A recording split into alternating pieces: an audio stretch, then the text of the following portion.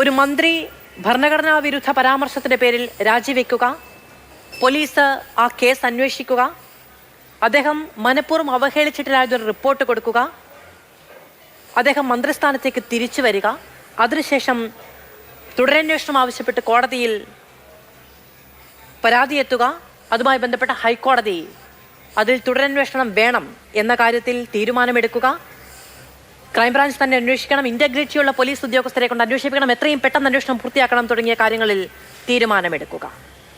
ഈ ധാർമ്മികതയുടെ പേരിൽ രാജിവെക്കുന്നു എന്നായിരുന്നല്ലോ അന്ന് മന്ത്രി സജി ചെറിയാൻ പറഞ്ഞത്. ആ ധാർമ്മികത ഇപ്പോൾ വേണ്ടതില്ല എന്നുണ്ടോ? നാളെ ഇപ്പോൾ ഒരു തെരഞ്ഞെടുപ്പ് വിധിയൊക്കെ വരാനിരിക്കുകയല്ലേ.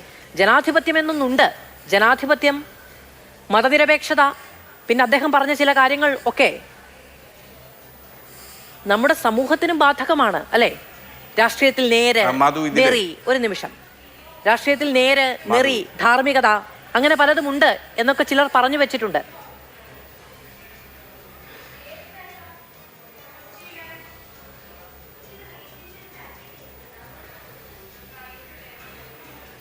അല്ല മാധു, ഇതിൽ ഏറ്റവും പരമപ്രധാനമായി കാണേണ്ടത് ഇതിൽ നിയമപരവും രാഷ്ട്രീയവുമായിട്ടുള്ള ധാർമ്മികതയുടെ പ്രശ്നം.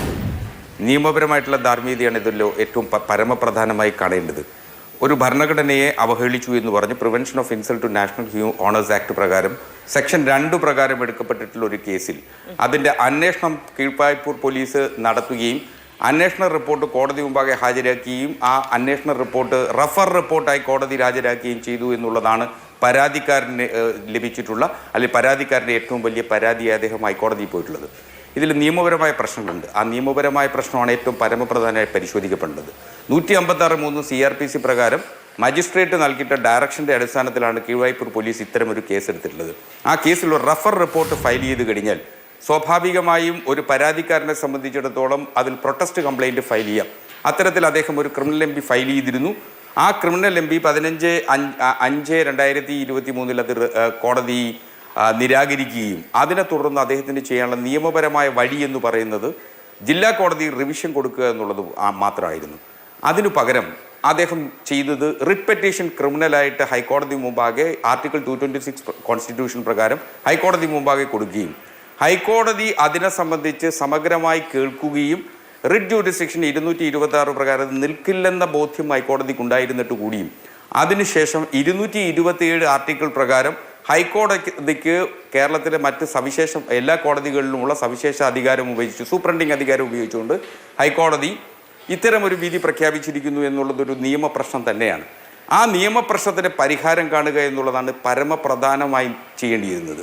ഹൈക്കോടതിക്ക് ചെയ്യേണ്ടിയിരുന്ന ഒരു കാര്യം എന്ന് പറയുന്നത് ഏതൊരു വ്യക്തിക്കും ഏതൊരു പൗരനുമുള്ള ഒരു അവകാശമുണ്ട്, സാമാന്യ നീതി അല്ലെങ്കിൽ നാച്ചുറൽ ജസ്റ്റിസ് എന്ന് പറയുന്നത്. ഒരു ഹർജി ഹൈക്കോടതി മുമ്പാകെ ഫയൽ ചെയ്യപ്പെടുമ്പോൾ ആ ഹർജിയിൽ എതിർ കക്ഷി ചേർക്കാതിരിക്കുക എന്നുള്ള നിയമപരമായ ഒരു പ്രശ്നമുണ്ട്. ഇവിടെ സജി ചെറിയാനെ ഈ ഹർജിയിൽ കക്ഷി ചേർത്തിട്ടില്ല എന്നുള്ളത് കൊണ്ടും അദ്ദേഹത്തിൻ്റെ അഭിപ്രായം ഹൈക്കോടതി കേട്ടിട്ടില്ല എന്നുള്ളത് കൊണ്ടും അദ്ദേഹത്തിന് അസാമാന്യ നീതിയുടെ ലംഘനം സംഭവിച്ചിട്ടുണ്ട് എന്നുള്ളത് കൊണ്ട് അദ്ദേഹത്തിന് നിയമവഴികൾ തുറന്നു കിട്ടുന്നതിനുള്ള അവസരമുണ്ട്. അവിടെയാണ് നിയമപരമായ ധാർമ്മികത സജി ചെറിയാൻ്റെ പക്ഷം ചേർന്ന് നിൽക്കുന്നത്. അതാണ് ഒരു വശത്തുള്ളത്. 2, ഇപ്പോൾ ഇൻസൾട്ട് ടു നാഷണൽ ഹോണേഴ്സ് ആക്ടിൽ ഏറ്റവും പരമപ്രധാനമായി സെക്ഷൻ 2 പറഞ്ഞു വച്ചിരിക്കുന്നത് പരിശോധിച്ചു കഴിഞ്ഞാൽ ഡിസപ്രൊബേഷൻ അല്ലെങ്കിൽ ഭരണഘടനയെ വിമർശിക്കുന്നതിന് ഏതെങ്കിലും തരത്തിൽ ഭരണഘടനയുടെ അമെൻമെൻറ്റ് നടത്തുന്നതിന് ആവശ്യമായിട്ടുള്ള വിമർശനം നടത്തുന്നതിന് ഒരു തരത്തിലും കുറ്റകൃത്യമായി കോടതി കാണുന്നില്ല.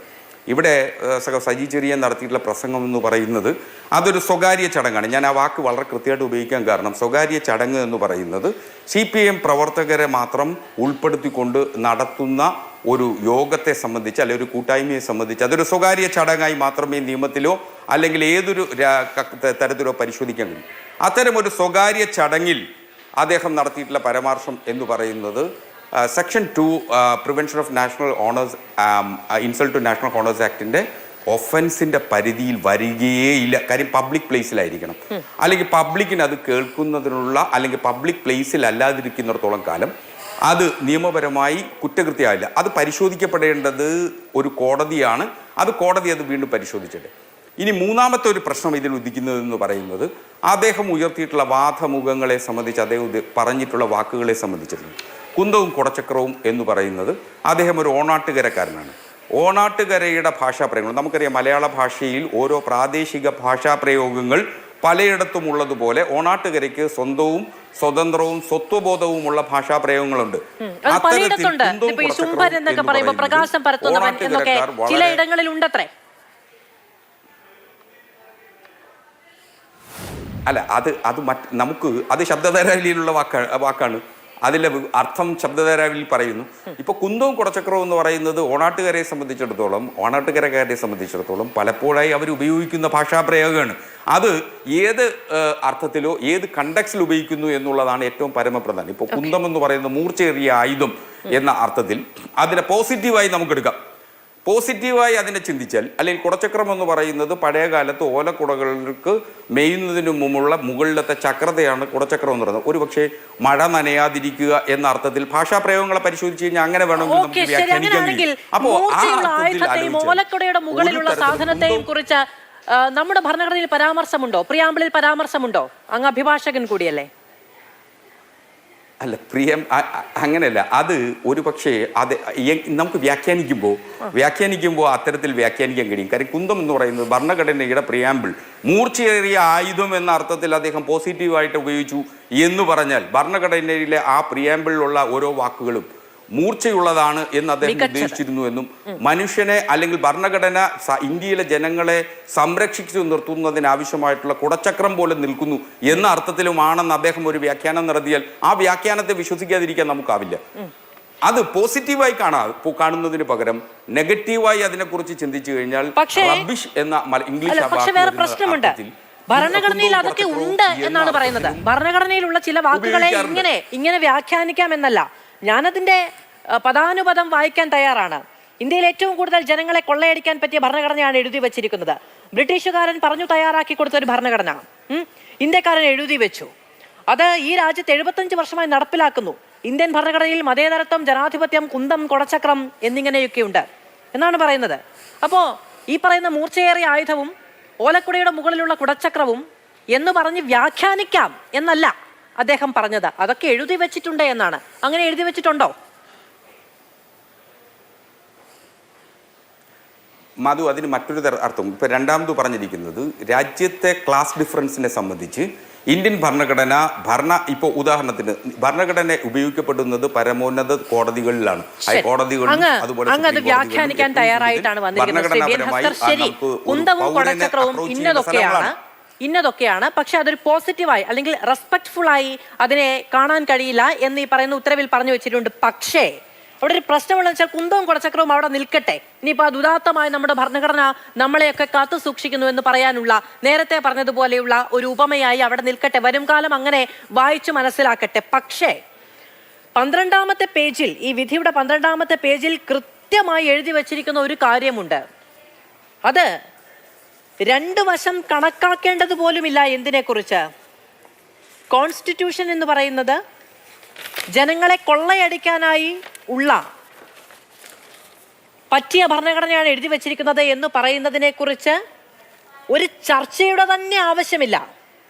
അതിന് 2 വശം കാണേണ്ട ആവശ്യം പോലുമില്ല എന്ന് എഴുതി വെച്ചിട്ടില്ലേ? അതിനെ എങ്ങനെ വ്യാഖ്യാനിക്കും അങ്ങ്? അല്ല, അതില് ഉദാഹരണത്തിന് 17ാമത്തെ പാരഗ്രാഫിൽ ഈ വിഷയത്തെക്കുറിച്ച് ജഡ്ജ്മെന്റിൽ ഡിസ്കസ് ചെയ്യുന്നുണ്ട്. അതിൽ വളരെ കൃത്യമായിട്ട് പറയുന്നുണ്ട്. അതിലൊരു രണ്ടാമതൊരു അഭിപ്രായം പറയേണ്ടതില്ല. അതൊരു ബഹുമാനപ്പെട്ട കേരള ഹൈക്കോടതിയുടെ ഒരു സിംഗിൾ ബെഞ്ച് ജഡ്ജിന്റെ വീക്ഷണകോണുകളിൽ നിന്ന് മാത്രം അതിനെ കണ്ടാൽ മതി. 2, ഇന്ത്യൻ ഭരണഘടനയെ സംബന്ധിച്ചിടത്തോളം അദ്ദേഹം പ്രതിദാനം ചെയ്യുന്നത് വർക്കിംഗ് ക്ലാസ് പീപ്പിളുകളെ, സാധാരണ തൊഴിലാളി വർഗത്തെ പ്രതിദാനം ചെയ്യുന്ന ഒരു രാഷ്ട്രീയ നേതാവ് എന്ന നിലയിൽ സഖാവ് സജി ചെറിയാനെ സംബന്ധിച്ചിടത്തോളം ഇന്ത്യൻ ഭരണഘടന ഉപയോഗിക്കപ്പെടുന്നത് അല്ലെങ്കിൽ അതിൻ്റെ പ്രയോക്താക്കളായി ജനങ്ങളെ സംബന്ധിച്ചിടത്തോളം അത് വരേണ്യ വർഗ്ഗക്കാർക്ക് മാത്രം പ്രാപ്യമായിട്ടുള്ളതിൻ്റെ അർത്ഥത്തിൽ അദ്ദേഹം പറഞ്ഞിട്ടുണ്ടെങ്കിൽ അതിനെയും വിമർശനമായി കരുതാം. എക്സ്പ്ലനേഷനിൽ ഇപ്പോൾ prevention of insult to national honours ആക്ടിന്റെ എക്സ്പ്ലനേഷൻ ഡിസ്അപ്രോപ്രിയേഷൻ എന്ന് പറയുന്ന വാക്ക് വളരെ കൃത്യമായിട്ട് അതിനകത്ത് ഉപയോഗിച്ചിട്ടുണ്ട്.